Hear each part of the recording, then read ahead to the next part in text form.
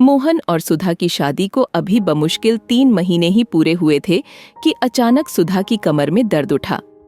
अस्पताल में डॉक्टरों द्वारा किए कुछ एक्सरे और टेस्ट के परिणाम स्वरूप पता चला उसकी रीढ़ की हड्डी में कुछ प्रॉब्लम है, जिसके लिए उसे फिलहाल बेड रेस्ट करना जरूरी है, अन्यथा परेशानी अधिक बढ़ जाएगी।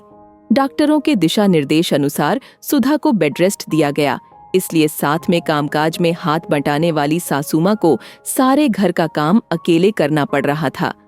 सुधा का हालचाल लेने और बेटी से मिलने आए उसके मम्मी पापा ने जब ये सब देखा तो उन्होंने आग्रहपूर्वक मोहन की माताजी से कहा, बहन जी, आप सुधा को हमारे साथ भेज दीजिए।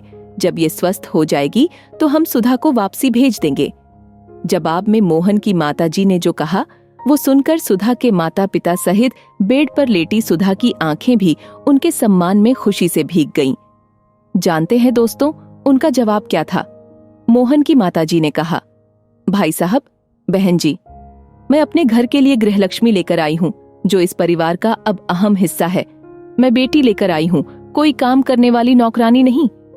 आज यदि वह दुख में परेशानी में है तो उसे यही सुख दुख साझा करने दीजिए।